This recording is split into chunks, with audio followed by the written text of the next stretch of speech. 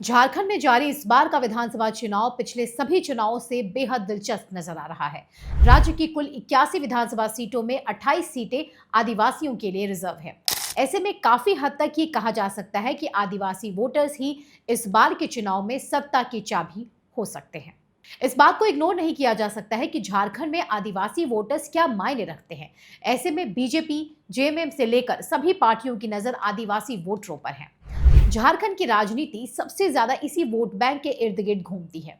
ये अलग बात है कि ओबीसी की आबादी ज्यादा है, लेकिन आज भी आदिवासी समाज के बिना यहाँ की राजनीति संभव नहीं। झारखंड विधानसभा चुनाव में न सिर्फ बीजेपी बल्कि इंडी गठबंधन के लिए भी 28 आदिवासी सीटें क्या मायने रखती हैं, इससे जुड़े सभी फैक्टर को समझना जरूरी है। साथ ही इस समीकरण को भी हम समझते हैं कि कैसे इस बार के चुनाव में 28 आदिवासी रिजर्व सीटों पर बीजेपी का पलड़ा भारी पड़ सकता है। बीजेपी अपनी बढ़त बना सकती है। इसके एक नहीं कई कारण हैं।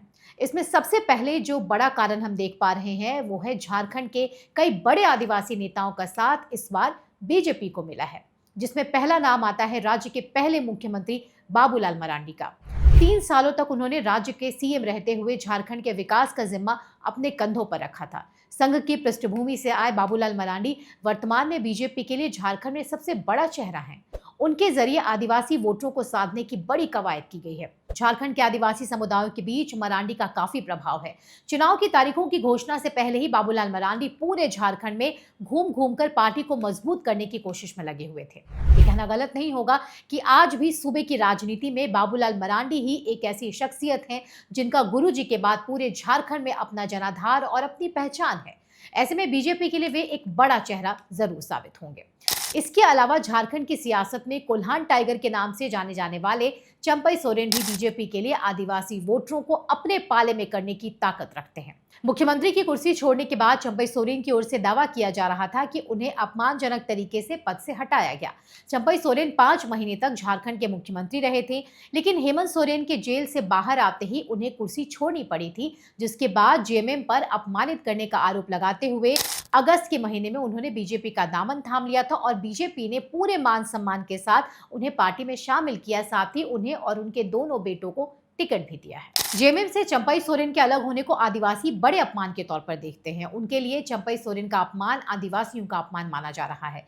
इतना ही नहीं, बिहार झारखंड बंटवारे में चंपई सोरेन ने शिबू सोरेन के साथ अहम भूमिका निभाई थी। उन्होंने शिबू सोरेन के साथ करीब 2 दशक तक राजनीति की और एक सुलझे हुए नेता माने जाते हैं। चंपई जिस सरायकेला से विधायक हैं वो कोल्हान इलाके में आता है और इस क्षेत्र में आदिवासियों का अच्छा खासा दबदबा है। कोल्हान इलाके में अभी जेएमएम के पास ऐसा कोई नेता नहीं है, ऐसा कोई चेहरा नहीं है जो चंपई का विकल्प बन सके।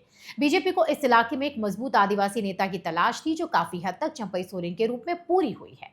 बीजेपी ने इस चुनाव में आदिवासी महिला वोटरों के बीच भी अपनी पूरी पैठ बनाने की कोशिश की है, जिसके तहत राज्य के पूर्व मुख्यमंत्री मधु कोड़ा की पत्नी गीता कोड़ा और वर्तमान सीएम हेमंत सोरेन की भाभी सीता सोरेन को विधानसभा के चुनावी मैदान में उतारा है। गीता कोड़ा और सीता सोरेन के फैक्टर को भी नजरअंदाज नहीं किया जा सकता है। कांग्रेस छोड़ बीजेपी में शामिल हुई गीता कोड़ा ने 2019 के लोकसभा चुनाव में झारखंड के सेबुम सीट पर जीत दर्ज कर यहां से पहली महिला सांसद बनने का रिकॉर्ड कायम किया था। इस बार पश्चिमी सिंहभूम जिले के जगन्नाथपुर विधानसभा सीट से मधु कोड़ा की पत्नी गीता कोड़ा को भाजपा ने अपना उम्मीदवार बनाया है। खुद को आदिवासी बेटा और उनका हितैषी बताने वाले राज्य के वर्तमान मुख्यमंत्री हेमंत सोरेन इन दिनों आदिवासी नेता के तौर पर कम बल्कि सोरेन परिवार के नेता के तौर पर ज्यादा दिख रहे हैं। इस बार उनकी पत्नी कल्पना सोरेन भी चुनावी मैदान में है।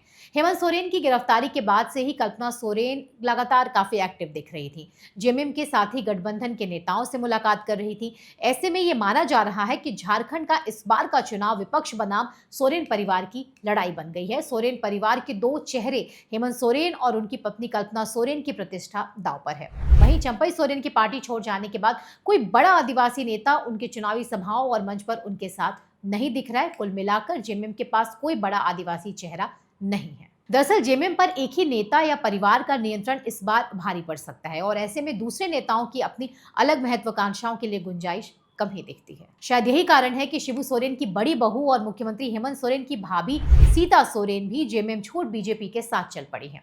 सीता सोरेन दुमका की जामा सीट से 3 बार की विधायक के साथ ही जेएमएम की महासचिव भी थी, लेकिन उन्होंने कई बार इस बात का जिक्र किया है कि 14 सालों में जो मान सम्मान उन्हें जेएमएम में मिलना चाहिए था वो उन्हें नहीं मिला, उन्होंने पार्टी छोड़ने के लिए लिखे अपने पत्र में कहा था कि उनके पति स्वर्गीय दुर्गा सोरेन के निधन के बाद उनका परिवार उपेक्षा का शिकार हुआ है। ऐसे में सोरेन परिवार के बीच मतभेद काफी हद तक सबके सामने है।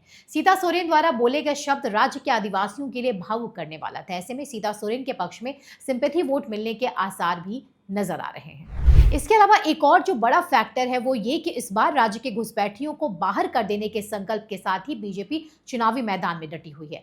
झारखंड चुनाव की बीजेपी सह प्रभारी हिमंता बिस्वा चुनावी सभाओं में अवैध घुसपैठ के मुद्दे पर बेहद आक्रामक दिख रहे हैं। हिमंता वर्तमान में असम के मुख्यमंत्री और हिंदुत्व की राजनीति के बड़े चेहरे हैं, जो ये दिखा रहा है कि इस बार बीजेपी पूरे होमवर्क के साथ चुनावी फील्ड में उतरी है। साथ ही इसके अलावा बीजेपी ने अपने मैनिफेस्टो में भी आदिवासियों के हितों को ध्यान में रखते हुए कई बड़े फैसले लिए हैं। झारखंड विधानसभा चुनाव के लिए प्रचार करते हुए सरायकेला में अमित शाह ने कहा है कि राज्य में जनजातीय बच्चियों से शादी करके जमीनें हड़पने का षड्यंत्र चल रहा है। उन्होंने कहा कि राज्य में भाजपा सरकार बनने पर कानून लाया जाएगा कि शादी के बाद भी महिला की जमीन घुसपैठिए के नाम ट्रांसफर नहीं होगी। दरअसल पिछले कई चुनाव में जिन 28 सीटों पर बीजेपी का ट्रैक रिकॉर्ड खराब दिखाई दे रहा था, इस बार बीजेपी ने काफी मेहनत की है। लगातार बीजेपी के बड़े नेता जमीन पर काम कर रहे हैं। अगर इन सीटों पर बीजेपी जीतती है तो दूसरी सीटें बड़ी ही आसानी से बीजेपी निकाल सकती है। झारखंड में पिछले विधानसभा चुनाव 2019 में आदिवासी सीटों पर बीजेपी को 34% वोट लाने के बावजूद केवल 2 सीटें ही मिली थी और कांग्रेस को इन सीटों पर 43% वोट मिले थे और उनको 25 सीटों पर जीत हासिल हुई थी। अन्य से 23% वोट मिले थे और उनके खाते में एक ही सीट गई थी। वहीं वर्ष 2019 में आदिवासी सीटों के नतीजों में महागठबंधन को 25 सीटें मिली थी, जेएमएम को 19 सीटें और 34% वोट और कांग्रेस को 6 सीटें और 9% वोट मिले थे। झारखंड के राजनीतिक पंडितों की माने तो झारखंड की 28 एससी सीटों के वोट सत्ता की दशा और दिशा तय करते हैं। दरअसल झारखंड में आदिवासी वोटर्स सरकार बनाने में निर्णायक भूमिका निभाते हैं। ये कह सकते हैं कि सत्ता की चाबी आदिवासी वोटर्स के हाथ में है। झारखंड में आदिवासी राजनीति का अहम रोल है और इसे नजरअंदाज करना किसी भी पार्टी के लिए भारी पड़ सकता है। आदिवासी समुदाय अपनी सांस्कृतिक पहचान और अधिकारों को लेकर संवेदनशील होते हैं। उनकी भाषा, धर्म, रीति रिवाज और परंपराओं को सुरक्षित करने के लिए वे राजनीतिक दलों से आश्वासन चाहते हैं। वे सुरक्षा चाहते हैं जो उनकी अस्मिता की रक्षा करे, उन्हें उनके जड़ों से जोड़े रखे, उनकी पहचान को खत्म न करे बल्कि देश की तरक्की में उन्हें शामिल करे। ऐसे में हर किसी के जहन में यही सवाल है कि इस बार आदिवासी समाज के लोग किस दल को अपना आशीर्वाद देंगे। साथ ही ये भी देखना दिलचस्प होगा कि आखिर आदिवासियों का झुकाव किस पार्टी की ओर है। धन्यवाद।